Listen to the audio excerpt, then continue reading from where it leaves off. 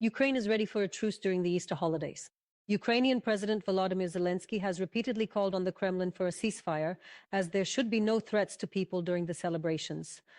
The Russian dictator has agreed to an Easter truce. According to a statement on the Kremlin's website, it will be in effect from the evening of April 11th until the end of April 12th. The president of Ukraine also announced that Ukraine will act accordingly. Ukraine has repeatedly stated that we are ready for reciprocal steps. We proposed a ceasefire for the Easter holidays this year and will act accordingly. People need an Easter without threats and a real movement toward peace. And Russia has a chance not to return to strikes even after Easter. Volodymyr Zelenskyi, President of Ukraine.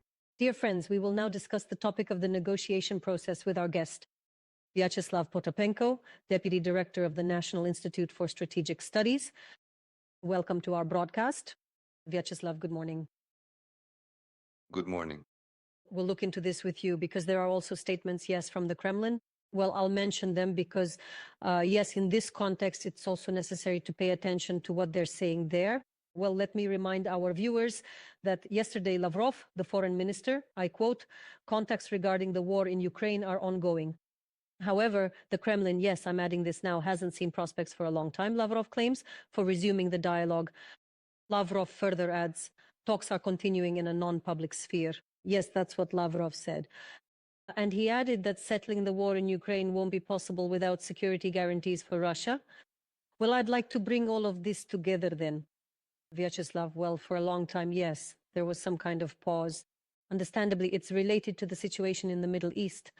Based on the statements we just showed from the head of the Ukrainian president's office, Kirilo Budanov, and now I've also recalled Lavrov's, what can we say? Can we say that the negotiation track might actually resume in the near future? Well, it's quite possible because, so to speak, the situation with the war in the Persian Gulf has somehow stopped scaring everyone a bit. Because in both Europe and America, everyone has very much, so to speak, switched their focus to the possibility of nuclear war once again around Iran. Right? And everyone was sort of preoccupied with that. As for, so to speak, the Ukrainian side, well, as far as I understand, the global position hasn't changed regarding the territories. But overall, the Ukrainian leadership and the president state that, in general, they are ready to meet and ready to meet at the highest level. Yes. The Russian leadership also doesn't, how should I put it, break off all these relations, this whole negotiation process. They don't formally withdraw from it. Although they are certainly dragging it out because the Russian Federation, well, they believe they need to control the territories of the Donetsk region in full, primarily because their leadership stated this before the start of the war. So we have a situation where the Americans have again focused their attention on Ukraine. And there are, so to speak, persistent rumors about the possibility of American negotiators arriving, who are also close business partners and relatives of the President of the United States of America within the next 2 days. Now they say 2 weeks. Now, at this point, they are currently talking about, or rather discussing the fact that, so to speak, the Russians have actually sent messengers to the United States in order to also coordinate something. We are talking about Dmitriev, yes, who is supposedly there talking about all these economic preferences for the USA. And yes, but now the situation is shaping up such that it's quite possible that in the April timeframe, there will be some meetings of the negotiation groups. Vyacheslav, I wanted to return specifically to Budanov's statement. After all, Budanov is a participant in the negotiation process, not just the head of the office of the president of Ukraine at the moment. So this signal, what he said about being close to an agreement, who is he sending it to and how can we interpret it? Specifically the fact that it's Budanov saying it. Well, I'll say this, that in many ways, Budanov is one of those Ukrainian political figures, officials, who had participated in the negotiation process before, but only through military intelligence. And I understand that there were some of the most distinct results there in the form of prisoner exchanges.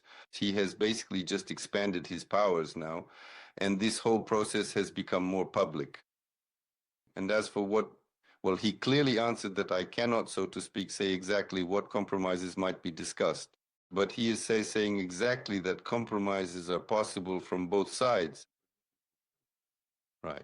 Therefore, he looks at this situation relatively positively, although in his other speeches he believes that a continuation of the war is possible and likely, that we need to prepare for this and gather budgets, rely on internal resources and so on. Right?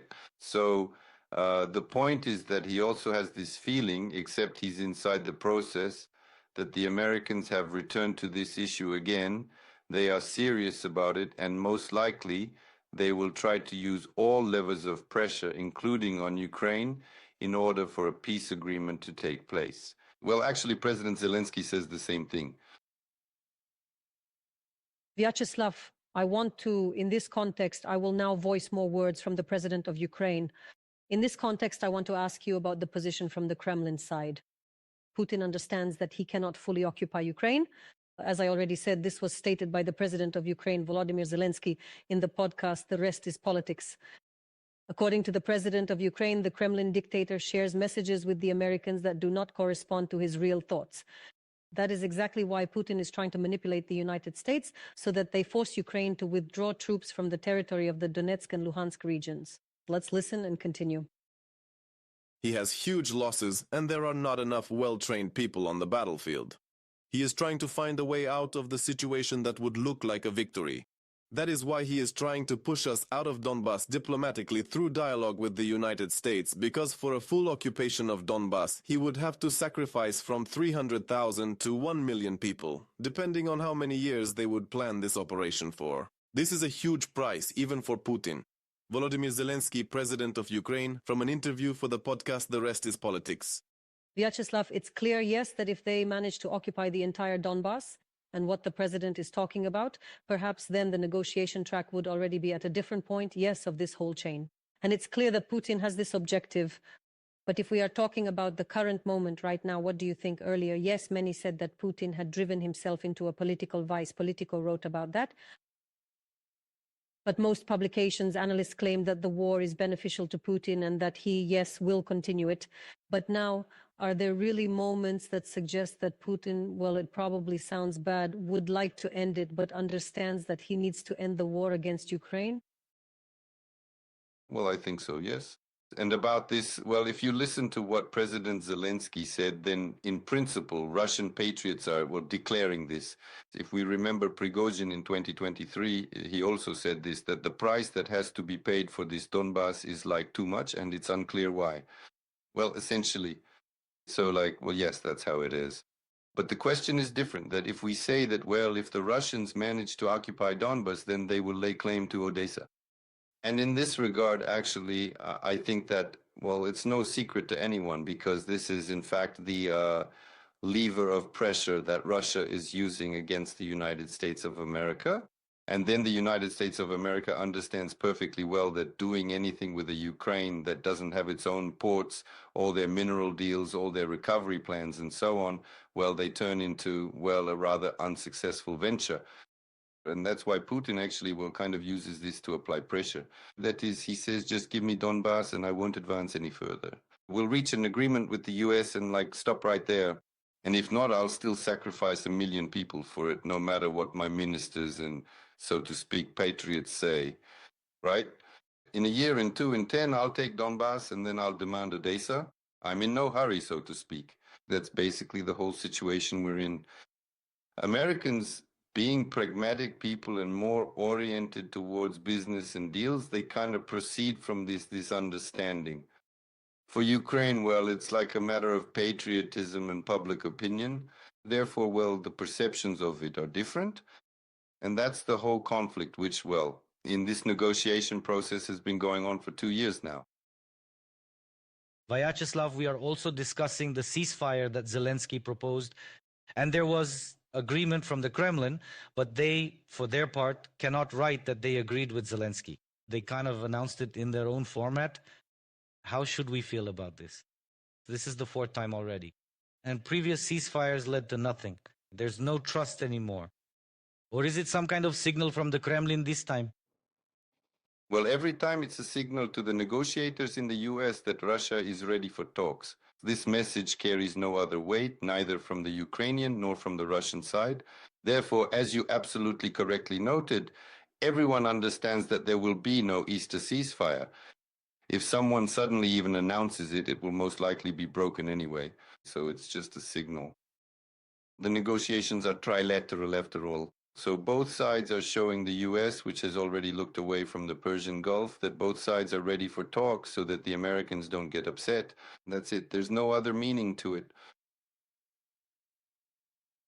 Yes. And Vyacheslav, then following up, how do you see this prospect? The next meeting that might happen, we're not looking at prospects for dates or anything here. We're not touching timeframes. Well, do you think it will still be in the format of 3 states, 3 countries? Or is it just Russia and Ukraine for now? Well, it seems to me that in any case, so to speak, the United States will moderate this issue. Well, it's not well, who will sit at the negotiating table is not that important because the presidents don't sit there either, but they consult through closed, so to speak, participate through closed communication channels by consulting with members of the negotiating groups, which they have repeatedly stated. So well, we live in a fairly virtual world, and physical presence and the physical negotiation process itself in the last 5 years, as we understand it, doesn't have any fundamental significance. Each of us has gone through some online interviews, online contract signings, online conferences, even medical appointments. So, well, actually, there's no need to just get on a plane and fly somewhere to talk right now. It's more of a tribute to such diplomatic traditions and to that decision of the Congress of Vienna of 1815. That's what all this entourage is about. In fact, negotiations are ongoing. They're happening online. They're happening offline among some consultants, and that's it. The point is that Russia cannot agree with Ukraine, and Ukraine cannot agree with Russia. If they could have agreed, they would have agreed sooner. And an agreement is possible, from my point of view, now only like that Istanbul grain deal of 2022, when Ukraine agrees with the United States, Russia agrees with the United States. The United States acts as a guarantor in the sense that they have sort of heard who agreed on what with whom. And the United States ensures the fulfillment of Ukrainian agreements to Russia and to Ukraine, the fulfillment of Russian obligations. That's the whole story. I just don't see anything else right now in principle, how an agreement can be reached. Thank you, Vyacheslav. We thank you for the interview. Vyacheslav Potapenko, Deputy Director of the National Institute for Strategic Studies, was our guest.